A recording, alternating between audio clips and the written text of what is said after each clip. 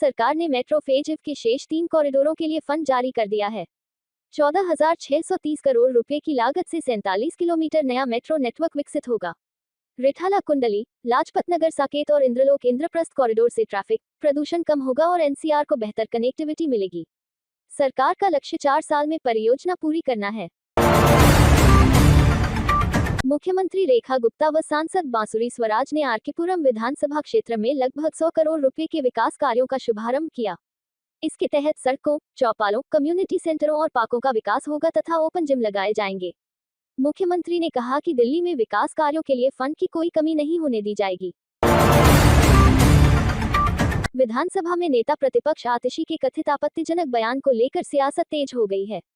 भाजपा ने आम आदमी पार्टी पर गंभीर आरोप लगाते हुए कहा है कि दिल्ली विधानसभा की कार्यवाही की जांच का कानूनी अधिकार केवल विधानसभा अध्यक्ष को है, न कि पंजाब पुलिस को।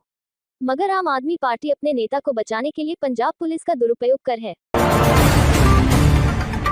राजधानी की सियासत में इस वर्ष मकर संक्रांति का पर्व सिर्फ धार्मिक या सांस्कृतिक आयोजन तक सीमित नहीं रहा, बल्कि यह राजनीतिक दलों के लिए एक बड़े वोट बैंक टारगेट का मंच बन गया। भाजपा, आम आदमी पार्टी, कांग्रेस और बिहार की सत्तारूढ़ जनता दल यूथ ने अलग अलग दिनों में मकर संक्रांति के कार्यक्रम आयोजित कर पूर्वांचली मतदाताओं को साधने की खुली कोशिश की। प्रदेश कांग्रेस के अध्यक्ष देवेंद्र यादव ने भाजपा की रेखा गुप्ता सरकार पर प्रदूषण नियंत्रण को लेकर लापरवाही का आरोप लगाया है। उन्होंने कहा कि सरकार की निष्क्रियता और अपनी जिम्मेदारी से बचने की नीति के कारण राजधानी की वायु गुणवत्ता सूचकांक AQI 400 के पार पहुंच चुका है।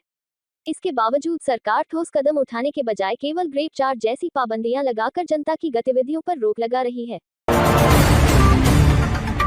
आम आदमी पार्टी के सांसद और उत्तर प्रदेश प्रभारी संजय सिंह ने वाराणसी में अपने खिलाफ दर्ज FIR को लेकर भाजपा सरकार पर आरोपों की झड़ी लगाई। उन्होंने कहा कि काशी के पौराणिक मंदिरों को तोड़े जाने के खिलाफ आवाज उठाने पर उन्हें निशाना बनाया जा रहा है, जबकि असली दोषियों पर कोई कार्रवाई नहीं हो रही। पुरानी दिल्ली के तुर्कमान गेट के सामने लंबे समय से अतिक्रमण और अवैध कब्जे की चपेट में रही भूमि को हाल ही में मुक्त कराए जाने के बाद अब उस क्षेत्र के सौंदर्यीकरण और हरियाली विकास की दिशा में कदम उठाए जा रहे हैं। MCD ने इस संबंध में एक विस्तृत कार्य योजना तैयार करनी शुरू कर दी है, जिसके तहत पहले भूमि की चारदीवारी कराई जाएगी और उसके बाद वहां हरित क्षेत्र विकसित किया जाएगा। इस भूमि को रामलीला मैदान का हिस्सा बनाया जाएगा। नजफगढ़ वार्ड के नवीन प्लेस D ब्लॉक में स्थानीय निगम पार्षद अमित खरखड़ी पार्क का उद्घाटन किया। वर्षों से बंजर पड़ी भूमि को हरियाली, स्वास्थ्य और मनोरंजन के केंद्र में बदलकर यह पार्क क्षेत्रवासियों के लिए एक बड़ी सौगात बनकर सामने आया है। पार्क में सांसद कमलजीत सहरावत के फंड से आधुनिक ओपन जिम की स्थापना की गई है। वहीं बच्चों के मनोरंजन के लिए झूले पार्षद अमित खरखड़ी ने अपने निजी फंड से लगवाए हैं। मौनी अमावस्या के पावन अवसर पर यमुना मैया के ITO घाट पर भव्य आरती का आयोजन किया गया।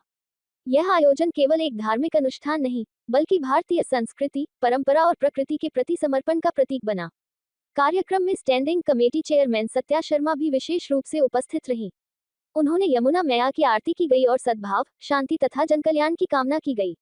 दीपों की रोशनी और मंत्रोच्चार के बीच श्रद्धालुओं ने यमुना को स्वच्छ, अविरल और प्रदूषण मुक्त बनाए रखने का संकल्प लिया। दिल्ली विधानसभा के अध्यक्ष विजेंद्र गुप्ता ने कहा कि रामकथा शांति, संवाद और नैतिक नेतृत्व का मंच है। वह भारत मंडपम में 9 दिवसीय रामकथा के साथ विश्व शांति मिशन के शुभारंभ पर बोल रहे थे। ये रामकथा 17 से 25 जनवरी तक आयोजित की जा रही है। विजेंद्र गुप्ता ने कहा कि रामकथा केवल अतीत का आख्यान नहीं, बल्कि भविष्य के लिए नैतिक मार्गदर्शक और विश्व शांति का आह्वान है। सांसों पर संकट, गंभीर श्रेणी में पहुंची हवा। CPCB के मुताबिक 440 वायु गुणवत्ता सूचकांक AQI दर्ज। ये हवा की बेहद खराब श्रेणी है, कई इलाकों में AQI 500 के पार। दिल्ली के लोगों को शीतलहर से थोड़ी राहत मिली है। हालांकि सर्द हवाओं के चलते कड़ाके की सर्दी अब भी बनी हुई है। मौसम विभाग ने दिल्ली में अगले 4 दिन तक शीतलहर चलने की संभावना नहीं जताई है, लेकिन घने कोहरे का येलो अलर्ट जारी किया गया है। मौसम विभाग के अनुसार दिल्ली के आसमान में बादलों की आवाजाही रहेगी। DDA द्वारा यमुना किनारे बांसरे पार्क में आयोजित तीसरे अंतर्राष्ट्रीय पतंग महोत्सव में सांस्कृतिक कार्यक्रम, पतंगबाजों की परेड, बच्चों की गतिविधियां और फूड स्टॉल्स आकर्षण का केंद्र रहे। केवल कारोबारी के घर से 1 करोड़ से अधिक के गहने और नकदी चोरी। पंजाबी बाग इलाके की घटना के समय कारोबारी अपने परिवार के साथ एक रिश्तेदार की शादी में गए थे।